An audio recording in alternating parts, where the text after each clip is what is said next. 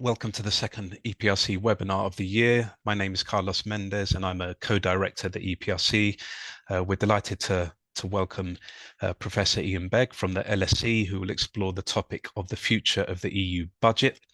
The presentation will last around 30 minutes or so, followed by discussion. If you'd like to make an intervention during discussion, please just raise your hand or use the chat function, and after the presentation, we'll address these questions in the Q&A. I'd like to make you aware that this is being recorded. This is simply to allow you and any colleagues to revisit the session on our YouTube channel, and please feel free to use social media to share your thoughts on the webinar. Okay, so let me introduce our distinguished speaker. Iain Begg is Professor at the European Institute at the LSE. His research is primarily on the political economy of European integration and EU economic governance.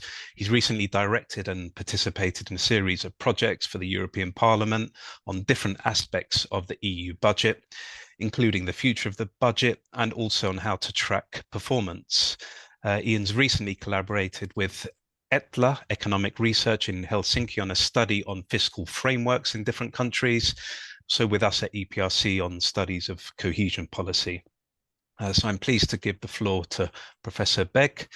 If you could please share your presentation. Okay. Get that done for you.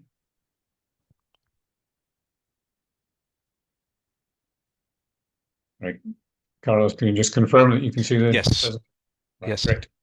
Well, thanks, Carlos, for your not only for the kind invitation, but the possibility to pontificate on this vexed subject. And I already see a number of old friends and colleagues in the list of those who are participating.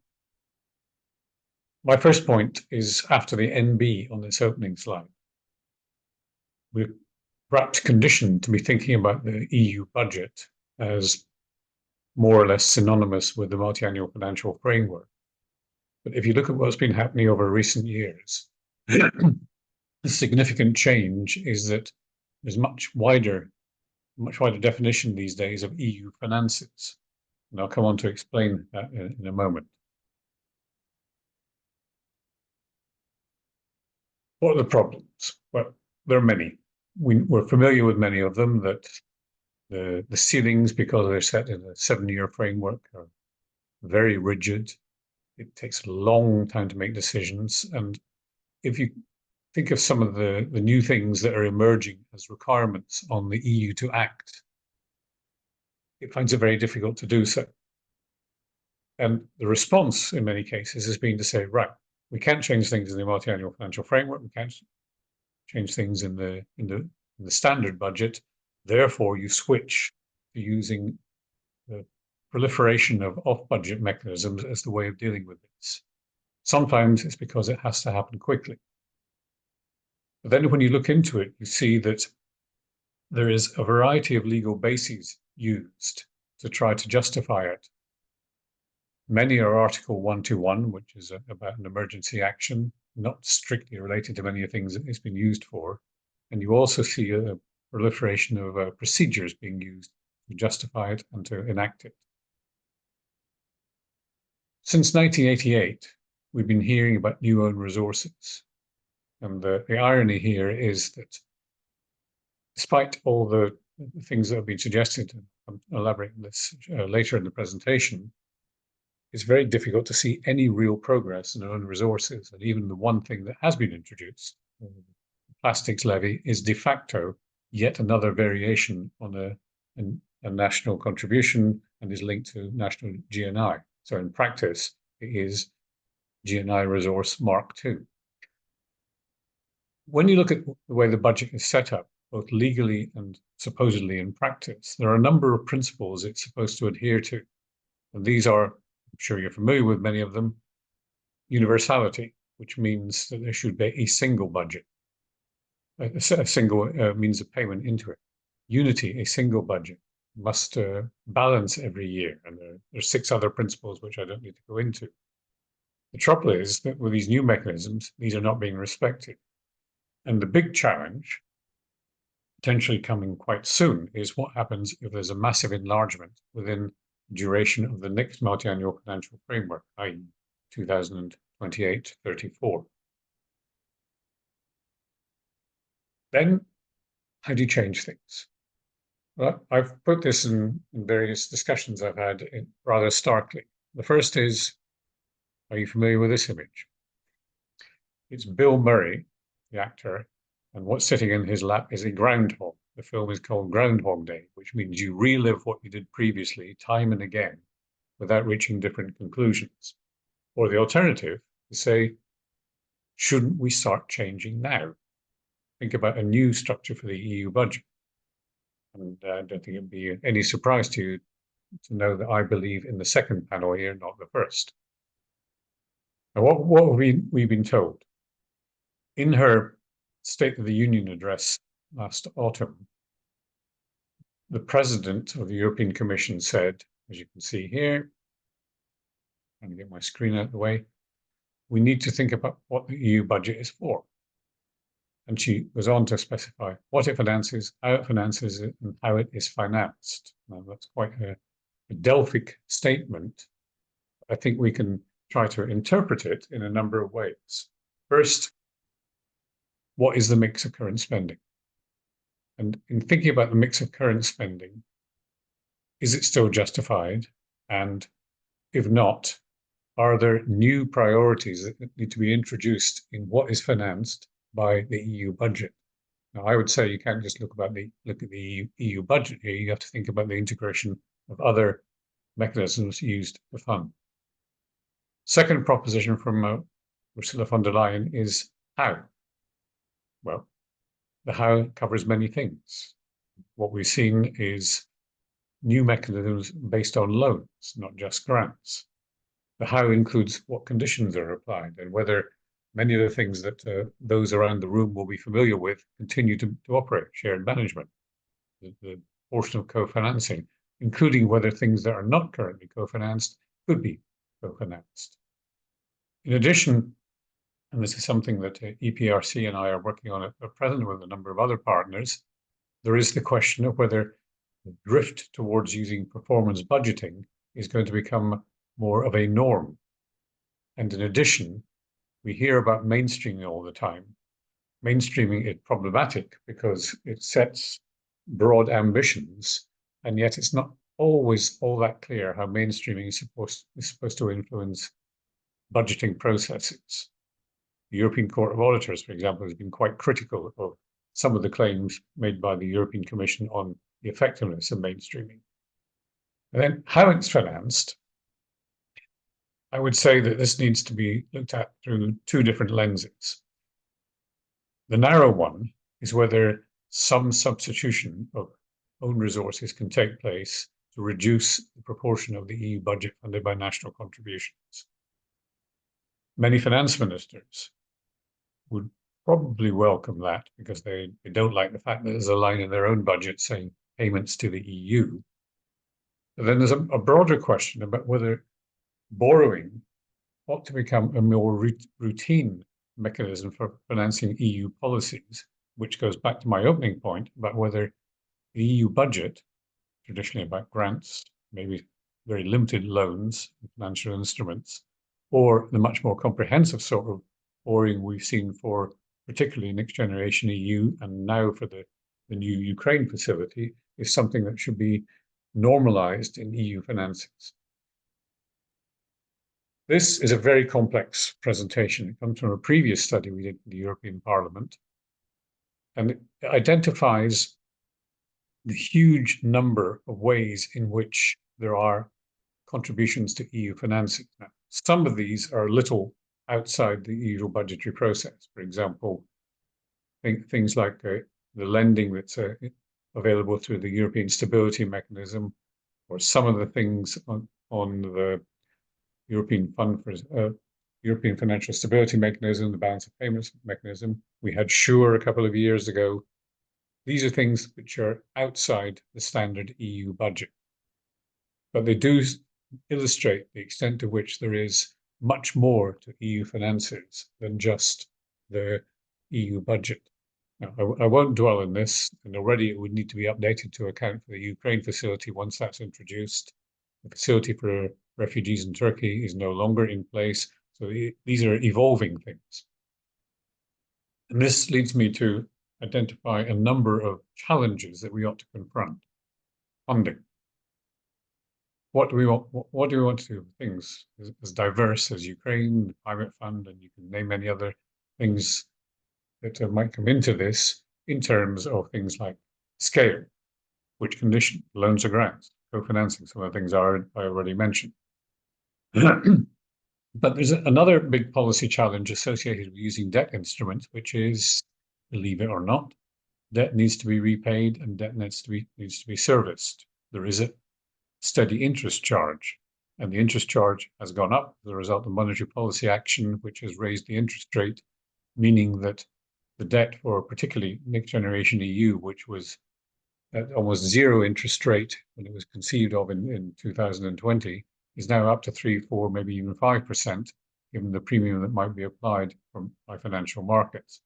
And the trouble with this is that it's a first call on future EU budgets in the way the Next Generation EU has been set up. And if it's a first call, there are many fears that it will crowd out existing expenditure in a way which is antithetical to the way the EU wants to use funding for specific purposes. Within this system, I'm sure many of you will know that the own resources ceiling was raised to allow for the increased borrowing. It's a very curious instrument because the own resources ceiling is de facto a kind of guarantee on EU budgets, on EU borrowing, because it's saying to financial markets, if necessary, member states will cough up more money through the own resources ceiling being higher in case there are any problems of credibility on repayment or even the possibility of default on some of the lending that's taken place.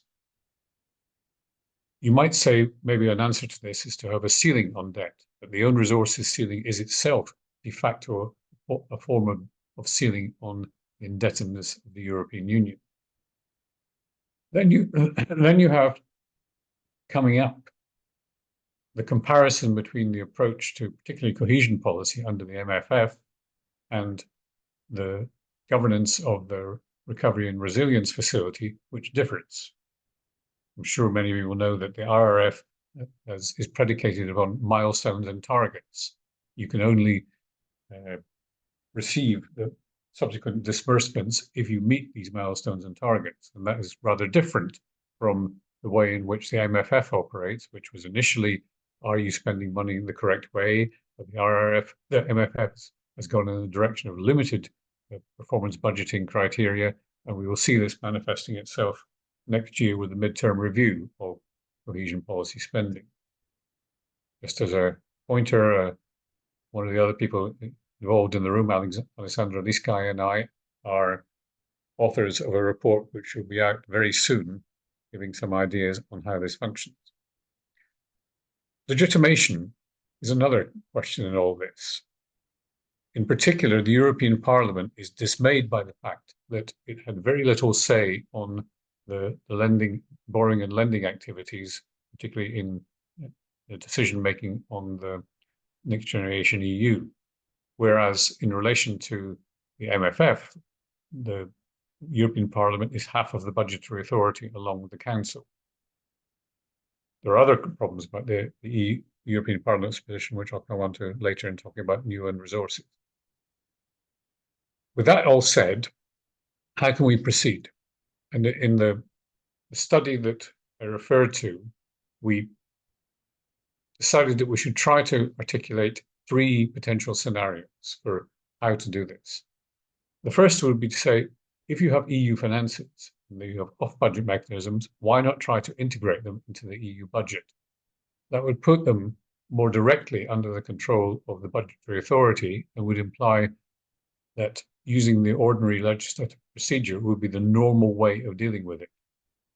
It should, in addition, make it easier to restore the prominence of the principles I mentioned, such as universality and unity in operating the EU budget, maybe make it a more legitimate process. Although the political scientists watching this may say, well, is the European Parliament actually the source of legitimacy? But it would require permanent rather than temporary answers to how to deal with the borrowing I talked about. It may also require a permanently higher own resources ceiling, something I cannot see the majority of finance ministers being very keen on. Second scenario would be to say, right, recognize reality. We have the MFF, which operates through one set of channels, and the off-budget mechanisms, which are mainly borrowing and lending, operating through a separate set of channel. So why not just recognize that reality and separate? It would enable the MFF to do what it's always done, to operate in the way it's always done. But it would impose a new burden on member states because they would have to sort out how the current, potentially future borrowing is guaranteed and how it's managed. Again, not an easy choice. And then there is what's most likely to be the default. You tweak the status quo. This is what we've seen time and again in revisions of the MFF over many cycles since 1988. And tweaking it is the default option for many countries. It's the default when you talk about the processes at European level. So if it happens, and I'm correct in saying it's for the timing at least the most likely scenario, the implication is that it doesn't deal with the problem. It doesn't proffer a long-term solution. Right? These are three ways of looking at this. Now, I like to tease an audience with this particular slide. And that is to say, here we have the dramatic pause. Suppose you were to start from here with a blank sheet of paper. What would you put in the EU budget, or indeed the EU finances more widely? Is that enough of a pause for you? First answer is there are things you have to do. Partly because there's administration. We may deplore the scale of the administration at EU level, but I think you cannot do without it, and therefore it has to be paid for. And there are obligations within the treaty, particularly relating to the structural and investment funds. Intriguingly, I don't think there is precisely a common agricultural policy or direct payments obligation in the treaty, although there is mention of the need to have at least a process around it. Then you have a second set of questions, which is, does it not make sense, drawing on economic theory, particularly of public economics, to think about the EU producing its own public goods? The first heading, I think, makes plenty of sense. There are reasonable ambitions on green, digital, climate, external action, and you can name many more which have the quality of being EU in their level. And as someone like Marco Butti, former Director General of DG ECFIN, has written recently, it makes it more difficult when you talk about EU-level public goods to focus on the juste retour, the fair return or exact return that many finance ministers try to negotiate when they're talking about the EU budget. Second, if you're real EU-level public goods, you need to justify it by considering added value. And I think this can be, there are screeds of information and many pages of analyses of what European added value is. I would refer you in particular to a huge study by the European Court of Auditors with many contributions. But I bring out two. One is there must be cases where it makes sense from an efficiency point of view to do things at EU level. You get more bang for your buck, blunt. And the second is where, because of the difficulties in appropriating the benefits of spending, it might be underprovided by national administration, even regional administrations.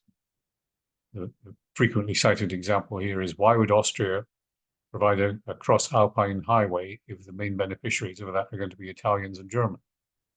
They underprovide. Or in the case of some countries, they ask you to pay through a vignette. So these are examples of things about EU public goods. But much of what the EU funds is, in practice, national public goods.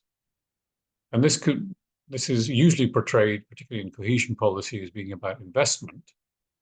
So in some cases, you'd have to query whether the investments are genuinely public goods. In other cases, it's distributive ambitions. I could make the case that there are some elements of support, direct payments for farmers, which are in fact allocative in their aims, but they're also about income distribution. They are boosting the incomes of the farming communities. So that is a distributive goal, but it is a national goal. Now, we know there are arguments to say you must elevate this to a higher level of governance because you don't want competing subsidy regimes for agriculture. However, seen from the perspective of the EU budget, I think you would have to accept that there is at least some distribution involved. Distribution also happens at the level of member states. We know there are net payments and net contributions and net receipts across the EU budget, and they are part of the fuel of keeping the EU integrated. But these are at the level of member states, not, as in conventional economic theory, the level of households or individuals. Then, once again, loans or grants and what conditions? Remember, I started with a blank sheet of paper. How would you want this to evolve? Now let's look at some of the more recent developments. We had the midterm review of the MFF. It ended surprisingly quickly after a lot of vacillation over the previous year on the 1st of February this year. And what it concluded was, at least in one respect, a significant success, agreement on the Ukraine facility. I think it'd be fair to say that Viktor Orban's attempts to block it were outflanked, and the story that's emerged subsequently is that the person who achieved that was Giorgia Meloni. Somehow she leaned on Orban to deal with it. But what is it? It's 2/3 loan. And the 1/3 of grants will come with conditions. So this is adding to the stock of debt instruments at European level. Hence, when I said earlier, the galaxy needs to be extended. Everything else, watered down. Salami sliced, if you want to put it that way.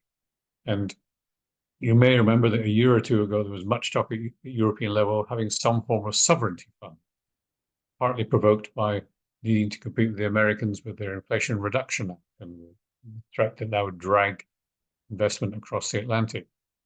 By the same token, China's Export 2025 approach.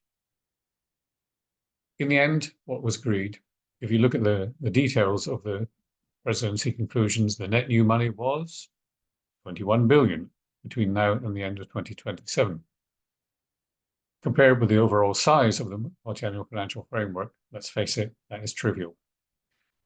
And what we're also seeing is a number of member states putting their hands up to say, Next Generation EU was temporary, it must remain temporary, so let's quash all the talk of having a successor to it. Therefore, the question will come back on the table, in what ways do we want borrowing be an instrument of EU policy in the future? The loan servicing, if you look at the agreement reached on the 1st of February, the 2nd of February rather, it took longer to get the conclusions, it's almost impenetrable reading. And there's a cascading arrangement about how the loan servicing will happen. If you fancy an excursion into understanding Brussels speak, read the conclusions. And yet again, new own resources are stalled. They were supposed to be introduced from 2021. The Commission has made proposals, but it hasn't happened. And that takes me on to posing the question is, why it's so difficult to change new own resources or to add new own resources? The first answer is competence. The member states do not like the idea of the EU having the capability to raise revenue. You could say, all right, well, there's an article in the treaty that says the EU budget shall be funded by own resources. But the way that's been resolved is to define national contributions as own resources.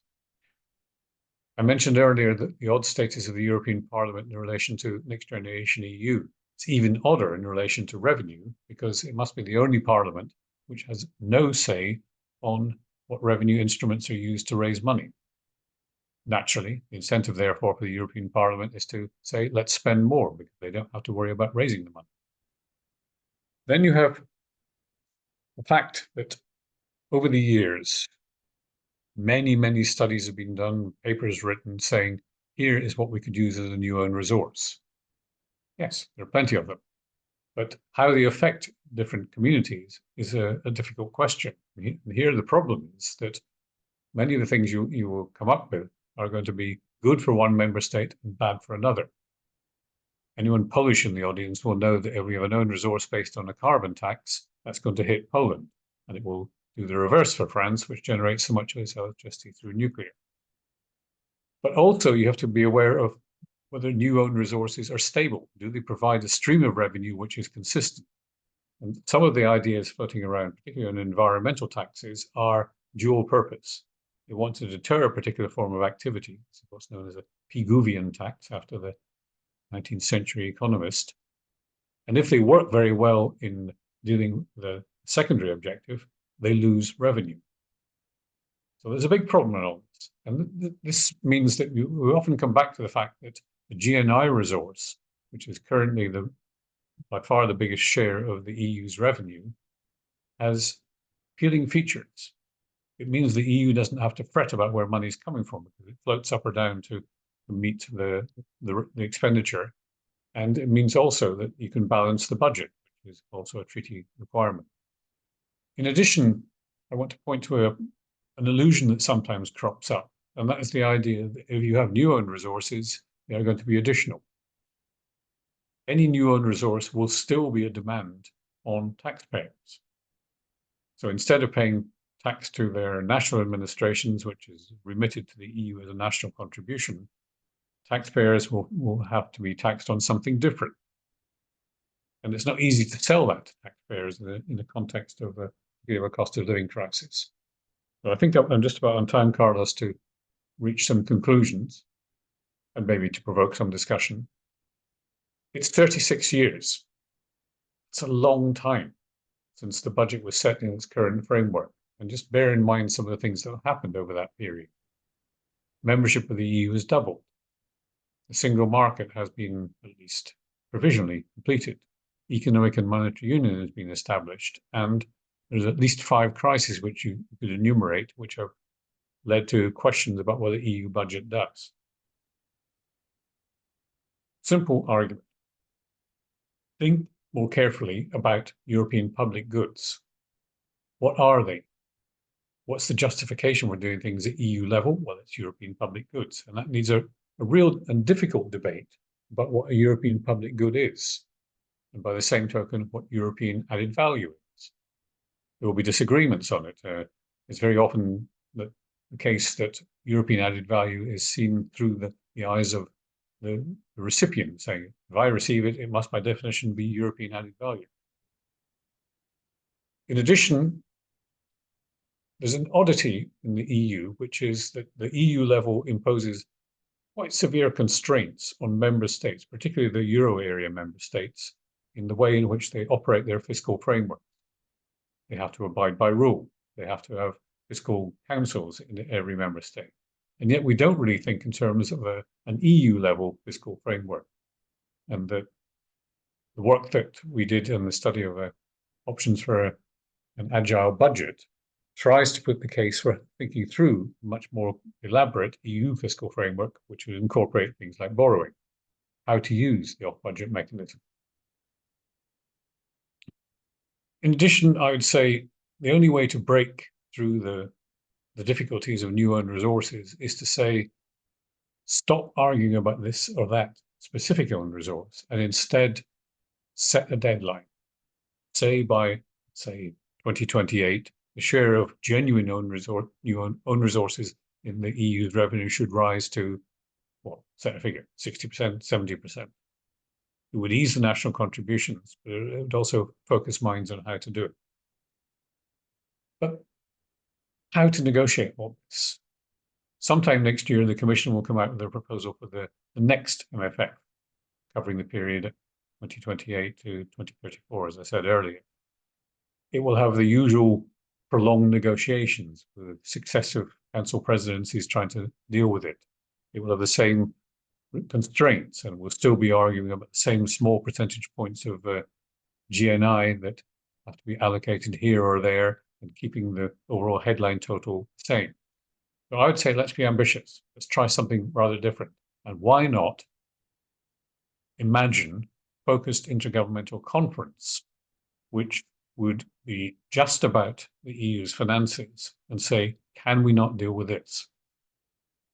When I've presented this elsewhere, I've been given the response, well, yes, couldn't we have a high-level group? Well, I know that John Battler and others have just been in a high-level group on the future of cohesion policy. Mario Monti chaired a high-level group on resources in the middle of the last decade. What's the outcome of these? It's often very disappointing.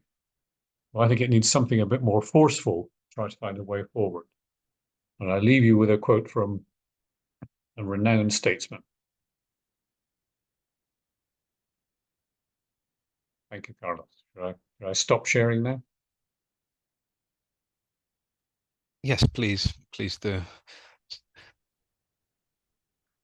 Okay, we're going to open the debate now for comments, also questions from the audience. Can I thank Iain for this very insightful presentation, covering a lot of ground, political, legal, institutional perspectives on the budget, the options for change, legitimacy issues, scenarios for change, both the rationale for and how to change, but also the challenges in agreeing on any change.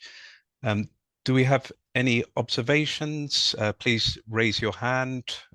We've got a lot of participants. Or put any comments in the chat box.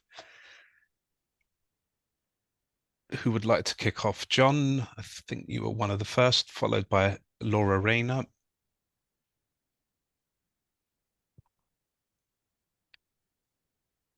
Yeah, thanks. Thanks very much, Iain. It's as always really interesting presentation. I was talking to speaking to a senior UK government official last week about the reform of UK subnational government finance, and he said the ministerial reaction to that is normally, well, that's a fourth term issue. Something very much for the future. And we know that follows on from crises, which concentrates minds, as we saw with Next Generation EU. You're focused very much on the sort of Big Bang approach to engineer major change. What would your recommendations be to take a more incremental approach and at least try to make progress in the desired direction to a major reform, but doing it in steps? What would you recommend as the first 2 or 3 steps that are perhaps more achievable? Well, among the things I mentioned, setting a target for a genuine new own resource would be a relatively straightforward one, politically difficult to implement, but it's something that can be done quickly. You could say, as I said in the concluding slides, that let's say we want 60% by 2028. And then somebody goes away and says, which new own resources do we have? And you have a complicated fight and horse trading about what they are. In saying that, I know that many member states, particularly among the net contributors, are perfectly happy with the GNI resource, and they say anything that complicates it is just getting in the way of efficient governance. That's an objection to the plastics levy, which is an add-on to the GNI resource and just involves extra administration and counting out how much plastic has been used. But I'd say that that's a potential easy win. Where I'm uneasy with your suggestion that incrementalism is the way to do it is that you would just get a decision saying, right, next time round, the share of direct payments will, instead of being nearly 30%, be 25%. And you perpetuate the problem. In cohesion policy, you'll be arguing about what is the definition of the regions which are eligible for the highest levels of support? What are the themes? Instead of looking more fundamentally at what the purpose is of these policies, and hence the notion of European public goods. You could do it, but bringing in European level public goods is quite a difficult thing, given that the bulk of EU spending is in practice for national public goods. And that's where the difficult border is. If you're arguing about who gets which national public goods from EU funding, then you're in the old mode of negotiating. If you identify genuine EU level public goods, even if they're implemented at national level, which to some extent is what Next Generation EU has done, then you're in a different kind of discussion. So that might be one way of doing it, is to follow the Next Generation EU focus on digital and climate related expenditures and add new ones to that list. Okay, thank you. And Laura Rayner. Hi, Ian. It's good to see you again. Yeah, actually picking up on the same strand of thought that I was wondering about this big horse trading discussion. I wonder what your thoughts are on actually whether you really want the next European Parliament to be so radical in their discussions, considering what the suggested likely makeup of the next European Parliament might actually look like in the end, if it is as extreme as people are currently predicting. But also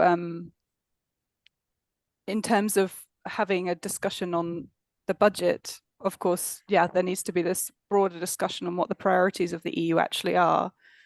And I'm a little apprehensive about, well, I'm a little skeptical that will ever happen, that actually the heads of state of governments will actually have this discussion in the coming years, even though I completely agree, absolutely has to happen.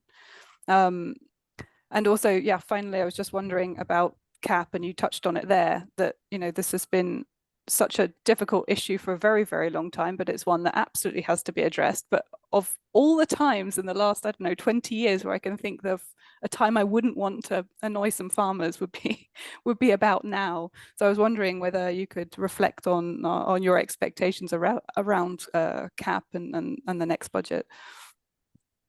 Well, Laura, the first and third of your points are why we can't do it. And I think if we start with the mentality of why we can't do it, we're doomed. And is the likely composition of the next European Parliament an argument for not allowing Parliament to have a bigger say in how the budget is formulated, or even more so, how the off-budget mechanisms are dealt with? I think that's an anti-democratic argument, and a very slippery one, because if you say only mainstream parties should be allowed to influence the way the budget operates, you're not allowing that translation from what voters want. We may deplore the fact that voters want to be Trumpist, but if they vote that way, then as Democrats we have to accept it. The same for the CAP argument. It's not about tomorrow. We are already seeing tractors in the Rue de la Loi and the Unter den Linden and the Champs-Élysées. But that's farmers today. What we're talking about in this discussion is what happens 3 or 4 or 5 years down the line, where you have to consider whether support for one particular industry, namely farming, is justified when there are many other industries which might have an equally good case for saying we are deserving of a particular form of largesse. You do have a difficult decision to make about whether, if support for farming is going to continue, it should be purely at European level, which is a single market kind of argument, or whether it should be delegated or returned to the national level, in which case you might get subsidy races.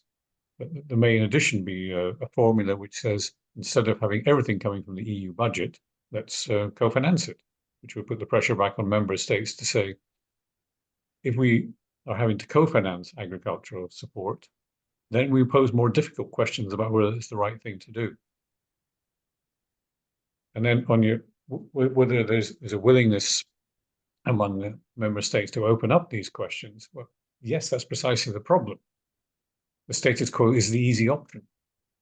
But when you look at the two other scenarios I presented, they're saying we need to try to look at this through a different lens and consider whether separating out or integrating the off-budget mechanisms is the best way to deal with this, because we're facing potentially very different EU, especially if enlargement occurs, where we have to consider how borrowing mechanisms or lending mechanisms come into play as part of the overall structure of EU finances. So I think we need a bit of imagination in this, and not to be tied to what the traditional compromises might be. Are you convinced? Oh, I agree. I mean, I would like to clarify for the audience, I'm not an anti-democrat. I'm just a nervous Democrat, I must admit, for the next mandate. But no, I've been mulling, especially around CAP, how the enlargement to Ukraine might influence the discussion on the budget, particularly because of what Ukraine's membership of the EU would do to CAP, if as it currently is formulated, and actually being an opportunity to rethink it. But I hadn't considered co-financing. I think that's a very interesting suggestion. I'm going to dwell on that a little bit longer. Just a very quick word on that. I did have a look at this, and agriculture is 11% of Ukraine's economy. It was pre-invasion, and the highest share in the EU is 4% in Romania. So it would be fundamental, but the paradox is that Ukraine's agriculture is very effective. It's a big export industry, which is causing real problems in countries like Poland. Excellent. Do we have some more questions? I see Peter Wasner has a hand up. Yeah. Hi, Carlos. Hi, Iain. Hi, Peter. Hi. Thank you Peter, for the. Yeah, I'm actually in Seville, so I'm the other part of Europe than usual. Just two questions. One of the things you mentioned is there is also, it depends how a particular policy is financed. So, for example, you were rather critical regarding cohesion policy, but it really depends how you design cohesion policy. What I mean in particular is to what extent you link cohesion policy to EU priorities. The vertical linkages is something in my view, we've seen a step backwards. There was more leeway given to the member states, and I don't think that's a good thing. So I wonder to what extent you see options for the next round, even if you on the macro level you don't make a major change in the structure of the budget, you could make it within. To what extent you see options for improvement there? And secondly, I would be interested in getting your view on what is the overall appetite there for this kind of bigger picture thinking. You're more in these high level circles. There are serious challenges and issues around, ranging from competitiveness to enlargement, as you said.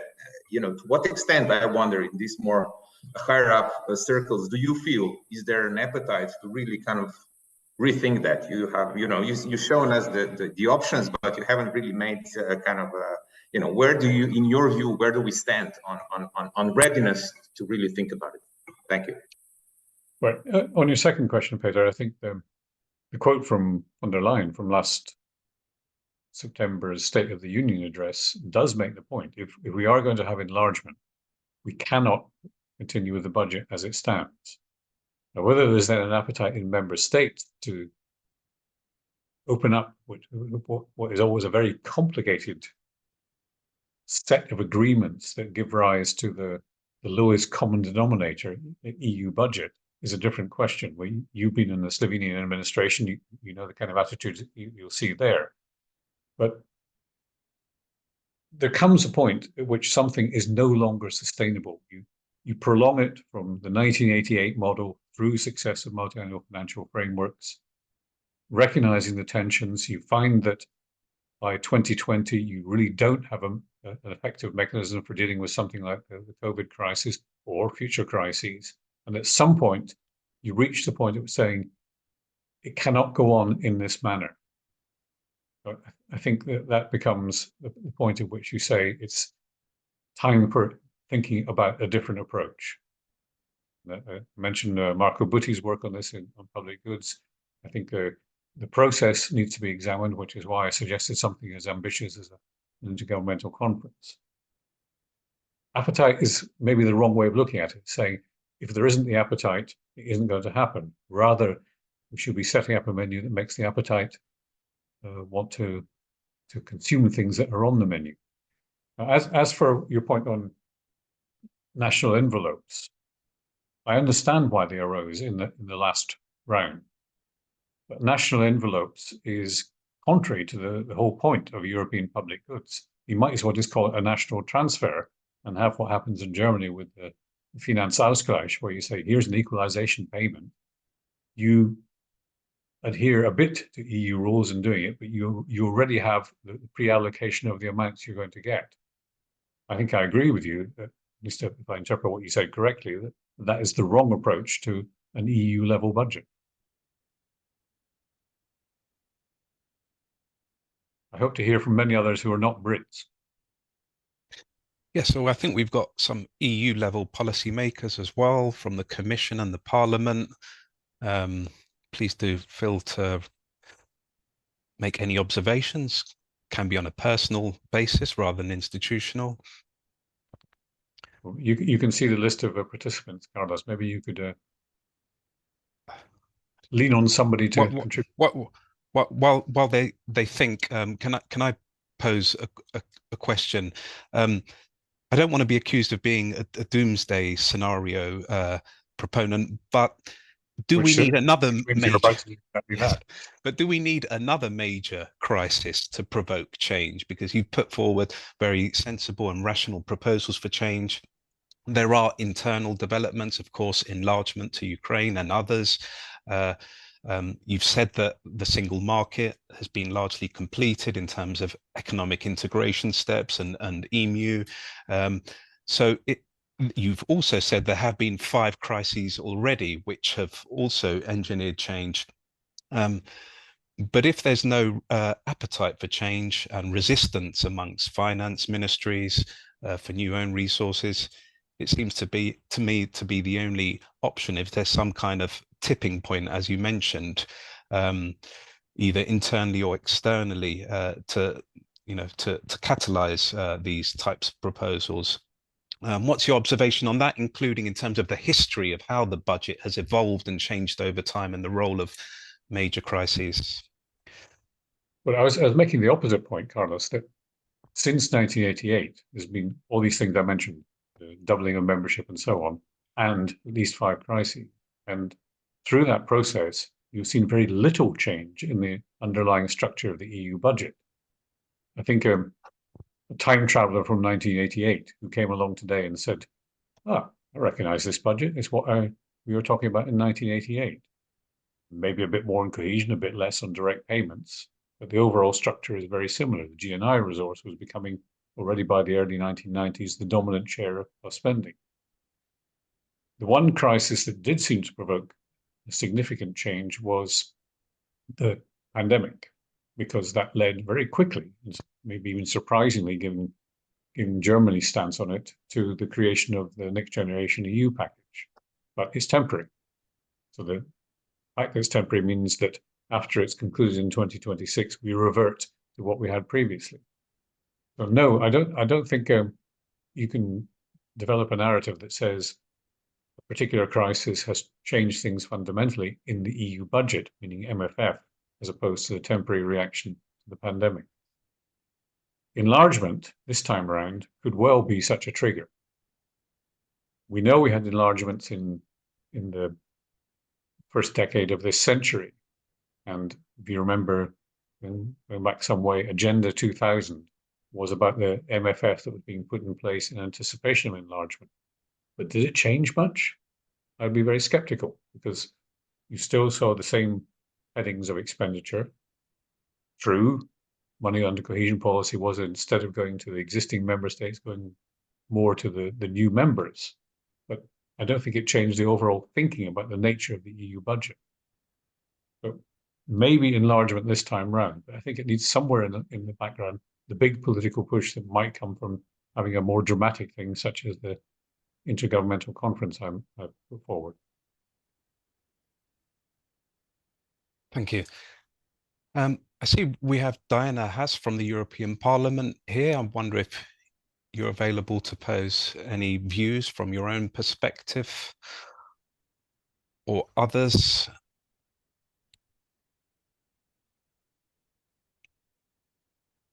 I hope I've not been too intimidating. No, I think lots of people are clearly here to learn about the issues at stake. Okay.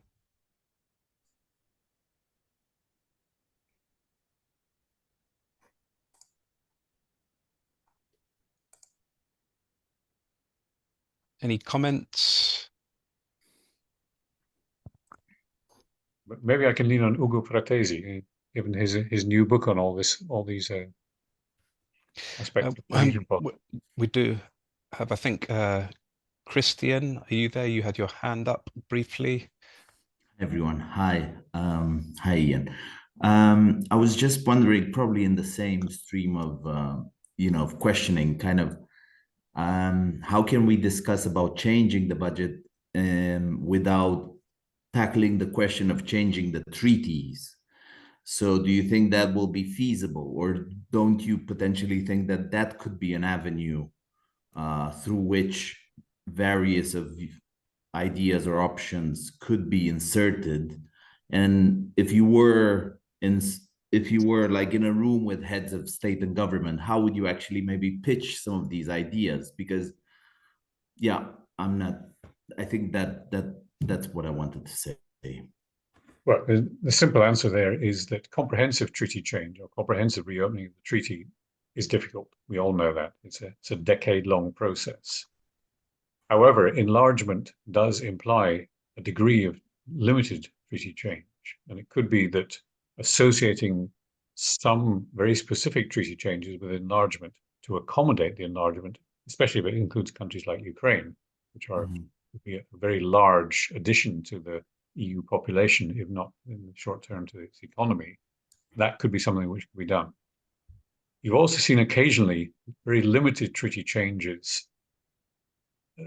associated with a very specific task, such as the expansion of Article 136 to reflect the fact that the euro area was not the same as the EU. Obviously, it's going to be easier if you can think about things that can be done without treaty change. And there's no shortage of them. There's no real obligation to have a treaty change, for example, to deal with how borrowing and lending is accommodated within the EU system. So that could be something that can be imagined. If we were to get to the area of treaty change, one very dramatic change that could occur would be to weaken the unanimity principle in relation to EU finances. One of the reasons that the status quo is so dominant is that you have to have agreement from Malta to Germany. And that makes it very difficult to push through things that are slightly or even to a greater extent to go against the national interest of a particular member state. I didn't mention it as an option because I can see the complication of trying to get away from unanimity. But let's face it, single market made progress because the Single European Act introduced qualified majority voting. Now, you might want to imagine a more rigorous majority having to be imposed for changes in the finances. Instead of, say, 2/3, it should be 80% or 90%, maybe even with a double lock of some sort. But even a limited weakening of the unanimity principle could be a way to get agreement on change.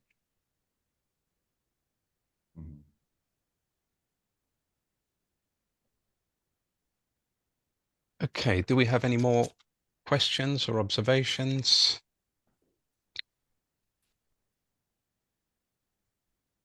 No.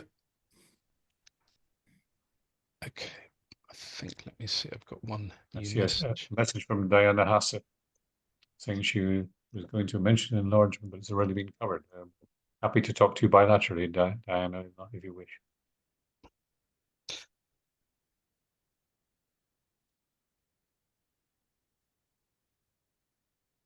Yep, I guess her point is on whether the RRF model will be taken forward. I don't know if you have any reflections on the RRF specifically, Ian, and its role. You've already mentioned it's a temporary instrument in theory. Of course, it could morph into something combined with cohesion policy. Yes, but I think the interesting thing about the RRF is not so much whether it's temporary or not, is whether the governance arrangements may or may not change.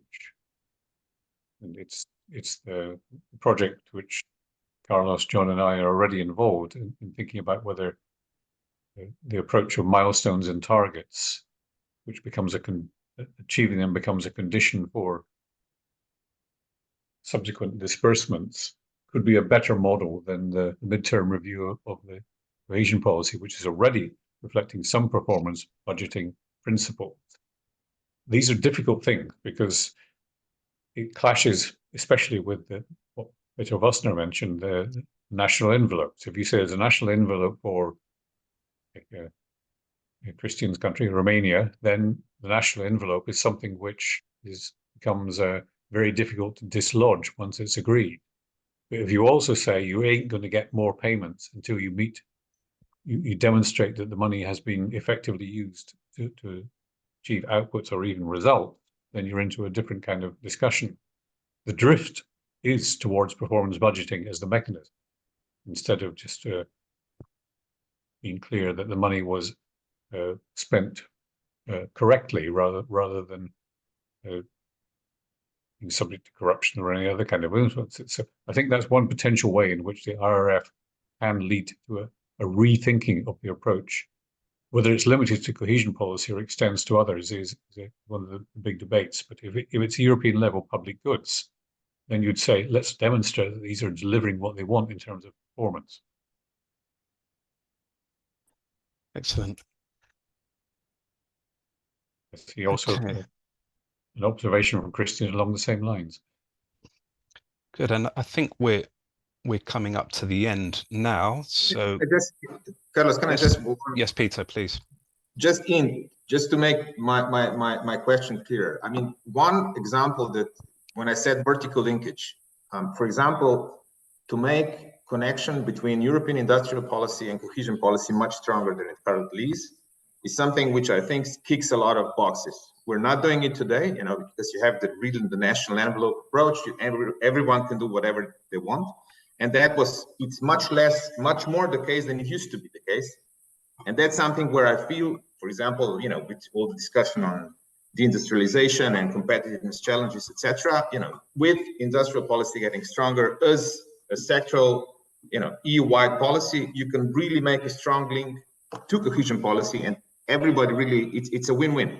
So these are the kind of things where it's not just performance budgeting versus cost-based implementation. It's also this more qualitative level thinking, which is I don't really see enough thinking around it, but I think there is a lot of potential there. That's just to clarify my point from before. Thanks. Sure, I take your point, Peter. But you always are going to be faced with the other side of that, which is that the treaty statement on cohesion policy is about regional disparities, correcting regional disparities. And there's a tension between that objective and saying the secondary purpose of cohesion policy is promoting the Green Deal, promoting the digital transition, etc., because that's an EU-wide objective, which could be realized better, for example, by spending more money in Germany if necessary. So that tension is one which I think is not easily resolved. And my sense of national envelopes was that it was a way of protecting the net payments going to particular countries against the threat that more money will be spent on things that really didn't fit their objectives. I don't have an answer to this. Do you?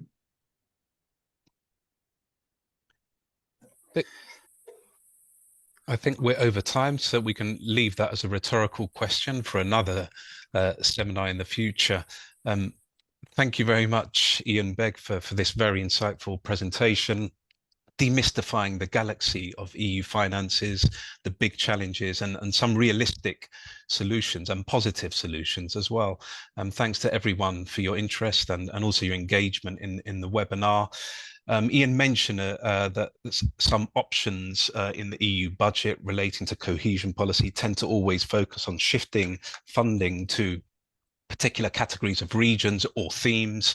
And our next webinar is on this topic on the 10th of April with Professor Sébastien Bourdin from the Normandy Business School on the evolution of EU cohesion policy goals, with co-authors Francesco Mollica from the European Commission's Joint Research Centre and Alessandra De Renzis from the Grand Sasso Science Institute. So please register for that and future events, and we hope to see you again. Have a good day. Thanks again to Iain for the presentation. Very last word. I should credit Eulalia Rubio for the actual construction of the Galaxy chart, which in turn was originally developed by the European Parliament services. But it needs to evolve again. It's not a static chart.